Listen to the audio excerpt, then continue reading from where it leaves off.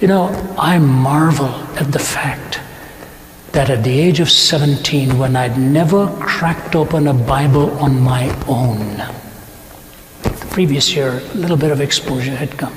Prior to that, never opened a Bible. I'm not even sure we had one in the home. I think my dad had one. But I'm lying in a hospital bed. Do you know why? Because I wanted out of life. My life had no meaning. I wanted to be a cricketer. I wanted to play tennis. I did it well, but I would never have excelled to the ranks of the best. So I wasn't even going to make it there. I just did it, played at a university level, that was it. And as I'm lying in this hospital bed, having attempted to take my own life, a man walks in with a little red Gideon's New Testament. I couldn't reach out for it because my body was dehydrated. The moisture was gone. It was a servant in the house who rushed me to the hospital. And my mother takes that Bible that he gives and she says, "You really can't stay here. My son is in critical condition." And he said, "Ma'am, your son needs this more than anything else." And so he opens to John chapter 14, where Jesus is talking to Thomas. "I'm the way, the truth, and the life. No one comes unto the Father except through me." And then he goes on in verse 19 and says, "Because I live, you also shall live."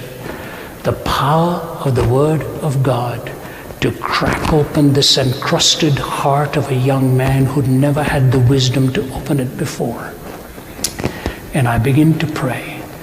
And I say, "Lord, if you are the Lord of life, take me out of this hospital room. I will leave no stone unturned in my pursuit of truth." That day is so vivid in my mind. Every time I go to Delhi, my home city in India, I always take a taxi and I go and park outside that hospital room, and I just saw the hospital building, and I just sit there for about 10 or 15 minutes and recall what happened when I was 17 years old.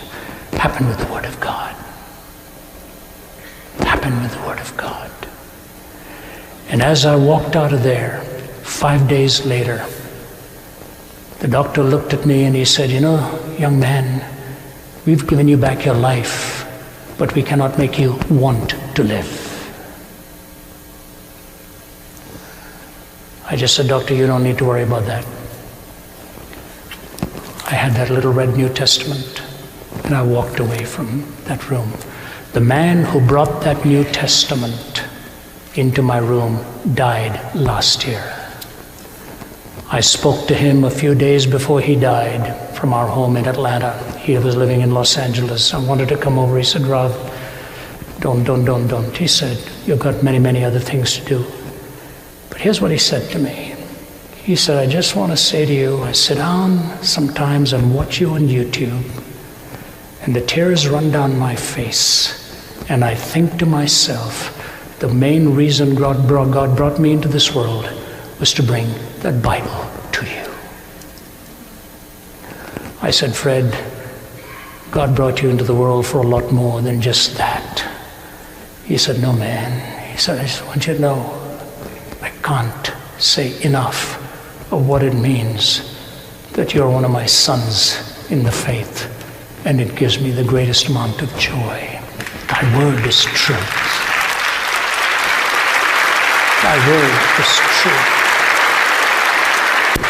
If there is just one application you take away from tonight, can I urge you to open the scriptures and make it a commitment to read the Gospel of John?